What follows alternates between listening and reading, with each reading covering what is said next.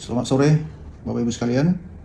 Dalam kuliah kita sore hari ini, dalam pengantar ilmu hukum, kita akan belajar hukum sebagai norma masyarakat. Sebagaimana dalam perkuliahan kita sebelumnya, kita sudah membahas tentang pengertian hukum, ya, apa itu hukum, tujuan hukum, ya. Nah, kali ini kita akan belajar hukum sebagai norma masyarakat. Ya. Norma berasal dari kata bahasa Inggris, ya, yang berasal dari istilah norm, ya. Sedangkan dalam istilah Yunani disebut nomoi, ya, atau nomos, yang berarti hukum, ya. Norm, nomoi atau nomos, ya, yang berarti hukum, ya. Karena itu judul buku Plato, Nomoi, ya, kalau Bapak Ibu pernah baca itu, juga biasa diterjemahkan dengan kata the laws dalam bahasa Inggris, ya. Nah, norma juga disebut dengan kaidah, ya, kaidah. Istilah kaidah ini berasal dari bahasa Arab, ya, koidah, koidah. Nah, koidah dalam bahasa Arab juga biasa dikonotasikan, ya, pengertiannya dengan hukum, ya, atau al-ahkam, al-ahkam, ya, al-ahkam, plural, ya. Kaidah atau norma itu sebenarnya merupakan suatu pelembagaan, ya, pelembagaan atau institusionalisasi nilai-nilai yang diidealkan sebagai kebaikan, gitu, ya, kebaikan, ya, keluhuran, dan, ya, bahkan kemuliaan berhadapan dengan nilai-nilai yang dipandang buruk, ya, tidak luhur atau tidak mulia, gitu, ya. Nilai-nilai, ya, nilai-nilai baik, ya, nilai-nilai baik, ya, dan buruk itu, ya, berisi keinginan dan harapan yang tercermin dalam perilaku setiap manusia. Nilai baik, ya, dan buruk itulah yang dilembagakan atau dikonkretisasikan, ya, dalam bentuk atau, ya, berupa norma atau kaidah perilaku dalam kehidupan bersama, ya. Ya, sebagaimana tercermin dalam pengertian tentang al-ahkam, al-kamsah, ya. Kaidah-kaidah perilaku itu dapat dibedakan dalam 5 norma, ya. Jadi ada 5 norma, ya, tentang al-ahkam, al-ahkam, al-kamsah, ya. 5 norma, yaitu wajib, haram, ya, sunnah atau anjuran untuk melakukan, makruh atau anjuran untuk jangan melakukan, dan mubah atau kebolehan atau ya, mubah, ya, atau kebolehan, ya, mubah atau kebolehan. Nah, kaidah atau norma, ya, dia adalah merupakan aturan tingkah laku, ya, tingkah laku. Nah, norma atau kaidah dapat digolongkan menjadi 2 macam, ya, yaitu kaidah individual yang mana terdiri dari kaidah agama dan kaidah kesusilaan, ya. Kemudian kaidah antar individual, ya, terdiri dari kaidah kesopanan dan kaidah hukum. Perbedaan antara kaidah individual dengan kaidah antar individual ini, yaitu dalam kaidah-kaidah individual itu mempunyai tujuan untuk keseyogiaan, ya, orang seorang atau diri pribadi, ya kan? Nah, sedangkan kaidah antar individual mempunyai kegunaan untuk keseyogiaan, ya, hidup diri pribadi bersama sama pribadi lainnya, atau dengan kata lain, ya, untuk kepentingan diri pribadi dan kepentingan bersama, ya. Nah, lebih lanjut kita akan membahas tentang norma kesopanan, ya. Norma kesopanan, apa itu norma kesopanan, Bapak? Ya, norma kesopanan itu adalah, ya, kaidah-kaidah pergaulan hidup antar manusia yang timbul dari kebutuhan manusia pada kesamaan bentuk dalam berperilaku, ya, dalam berperilaku, serta kebutuhan pada keramah tamahan, ya, keramah tamahan dan keluasan dalam mewujudkan hubungan-hubungan kemasyarakatan, ya. Yaitu di dalam kehidupan kita sebagai manusia, ya, dalam kesehariannya, ya, dalam kehidupan sehari-hari. ya. Nah, kaidah ini lebih diarahkan pada bentuk-bentuk luar dari perilaku manusia ya, dan bertujuan untuk menghindarkan adanya ya perasaan yang tersinggung. Ya, ini ya. Jadi norma kesopanan ini dikaitkan dengan perilaku manusia yang berupa patut, ya, tidak patut, pantas, tidak pantas.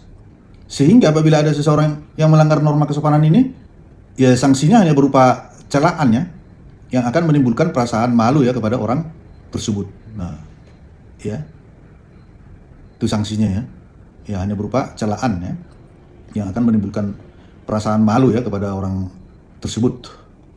Ya, nah itu norma kesopanan.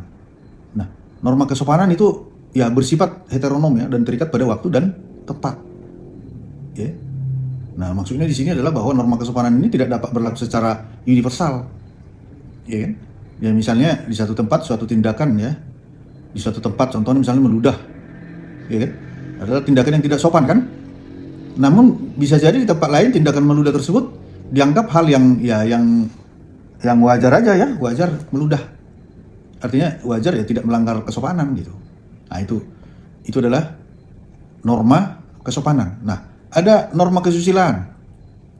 Ya, norma kesusilaan ya, selain norma kesopanan ada kesusilaan. Ya. Apa itu norma kesusilaan? Ya.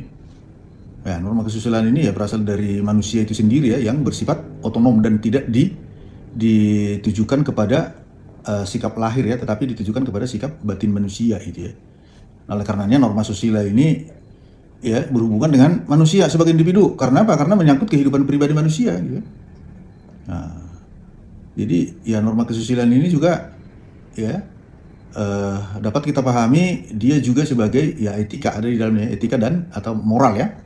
Nah, moral menyangkut segi batin manusia. Moral dicita-citakan manusia yang ideal. Nah, moral ini apa? Ya dia menghendaki supaya jangan ada pembunuh gitu ya, pencuri, pendusta, kan? Nah, itu kehendak moral ya, bermoral ya. Nah, bermoral, manusia yang bermoral pasti ya menghindari itu ya, tindakan-tindakan ya misalnya pembunuhan, pencuri, pendusta, ya, pemfitnah, ya. Nah, norma kesusilaan atau norma moral juga ya membawa sanksi. Ya, jadi barang siapa yang melanggar ya diancam dengan ya penyesalan dalam hati nuraninya ya. Ya setelah melakukan perbuatan itu dia menyesal gitu. Ya, penyesalan. Nah, pendapat Kant, norma kesusilaan atau norma moral dapat dianggap otonom ya, dianggap bersumber pada hati nurani masing-masing. Nah, bagi yang beragama, norma kesusilaan merupakan bagian dari norma agama, ya, norma kesusilaan, ya, karena ya norma kesusilaan itu ya dapat dipahami ya, ini juga ya berasal dari Tuhan gitu ya. Nah, ya, itu ya norma kesusilaan. Nah, kemudian ada norma agama. Norma agama adalah ya, seperangkat kaidah yang oleh orang yang percaya, dihayati dan diyakini sebagai ya perintah-perintah Tuhan yang diwahyukan kepada manusia melalui utusannya ya. Nah, jadi ya norma agama ini hanya membebani manusia dengan kewajiban semata tanpa memberikan hak. Ya kan? Nah, ya dengan kata lain bahwa dalam norma agama hanya ada menunaikan kewajiban ya, mentaati ya, melaksanakan kaidah kepercayaan atau keagamaan. Ya. Nah, itu norma agama ya. Nah, jadi ya sebagian besar para sarjana yang berpendapat bahwa sanksi dalam norma agama tidak dapat diterapkan secara langsung oleh yang melanggar norma atau aturan agama. Ya. Nah, gitu ya. Jadi tidak dapat diterapkan secara langsung oleh yang melanggar norma atau aturan agama itu gitu. Ya. Ya ini mungkin lebih pada ya diperhadapkan kepada orang yang melakukan itu ya. Nah, yang nantinya ya artinya dia berbuat dosa, ya kan? Nah, berbuat dosa, maka kalau berbuat dosa kan berarti dia nanti akan masuk neraka gitu ya. Nah, tidak masuk surga, gitu ya. Jadi ini norma agama tidak dapat diterapkan secara langsung oleh orang yang melanggar norma itu. Nah, gitu ya. Nah, kemudian ada norma hukum. Bagaimana dengan norma hukum ini, Bapak Ibu? Ya kan? Ya tentu berbeda dengan ya norma-norma di atas tadi yang kita jelaskan tadi ya. Ya, atau ketiga norma itu tadi ya. Norma hukum mempunyai ya beberapa ciri yang tidak dipunyai oleh norma kesusilaan ya, atau norma kesopanan maupun keagamaan gitu ya. Ada ciri khusus terhadap norma hukum itu. Apa itu? Ya. Ya, norma hukum mempunyai daya paksa ya, yang dipaksakan oleh pihak yang ya yang berupa sanksi ya kan, hukuman sanksinya apa, hukuman gitu kan. Nah, baik berupa hukuman fisik maupun denda, yang mana ini ya langsung diterapkan ya kepada orang yang melanggar itu gitu ya. Nah, sanksinya dapat langsung diterapkan, bahkan ada disebutkan mempunyai daya paksa yang dipaksakan. Oh, ya. Nah, kemudian ya norma hukum sifat keberlakuannya secara umum ya bagi siapa saja tanpa terkecuali gitu kan. Nah, jadi berlaku secara umum ya kepada semua manusia. Nah, ya. Gitu ya Bapak Ibu ya.